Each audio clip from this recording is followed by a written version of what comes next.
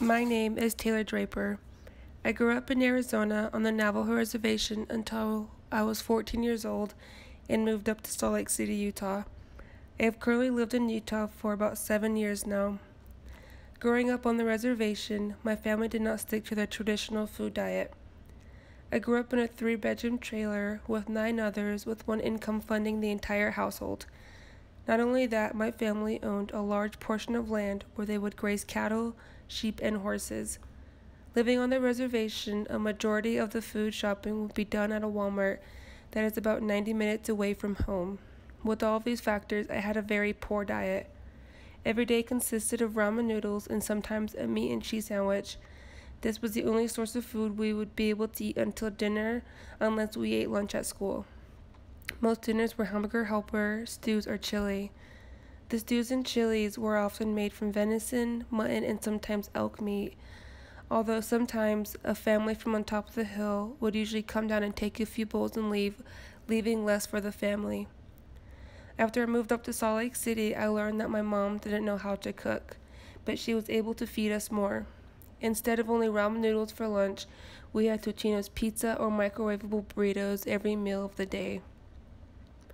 It wasn't until after I moved out on my own that I was able to get the food and utensils needed to cook better meals. A majority of the food I eat is homemade and can vary from savory to spicy. I am Native American, which I define as my race.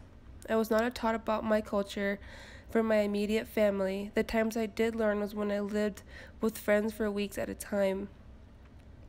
I do not define my culture with how I express myself in my cooking. I express myself through cooking by mixing and altering recipes to my liking. I find happiness in cooking. I believe that the chef should enjoy cooking the food just as much as the diner enjoys eating the food. I also believe that food should always be homemade. There is nothing like grandma's old recipe. The spices and flavors always add a beautiful taste to food that can't be presented by canned or frozen goods. Food should be savored because it can keep you healthy depending on how you make it. I choose to eat the foods I eat because they are fun to cook and taste good. I do not go off of a particular diet. If it looks and smells good, I will eat it. I could never be a vegetarian, vegan, or etc. This type of food would not satisfy me. Once you've had mutton or venison, there is no going back. Every day I try to make meals that are healthy for my companion and I. In the video I made cheddar broccoli soup, salad dressing, chicken taquitos, and fajitas. When I have get-togethers, I enjoy making appetizers such as hot wings, mozzarella sticks, and onion rings. On holidays I cook turkey, roast beef, or ham.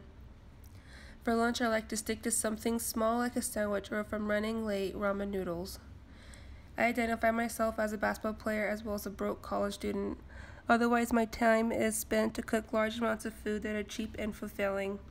This style of cooking helps me from going to fast food restaurants and spending money on fatty foods that could eventually decrease my health. I also identify as an older sibling. I love to cook for my brother and sister who live with my mom. Their diets are frozen burritos, pizza, and ramen noodles, the same when I lived in the household. They visit me every weekend to eat and hang out, as well as catch up on our newest TV show, The Walking Dead. As an older sibling, I feel a responsibility to take care of my brother and sister through nurture and care since they do not get that at home. I often make friends with people that I meet through basketball or through our shared Navajo culture. It is easier to identify with them this way, therefore I structure my life around cooking, school, basketball, and hanging out with friends. I like to teach friends and family how to cook if they do not know how and if they want to learn. I show them basic cooking skills such as chopping, dicing, sauteing, grilling, and baking. My diet is full of calories, but playing basketball a few times a week and going on walks or hikes with my dog levels things out.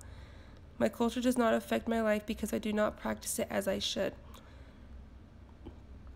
although I would enjoy learning more about it. I live in a very comfortable life that has a typical food diet as an American. As a student, I have to live on a tight budget. I also have to plan out when I'll be able to make myself dinner.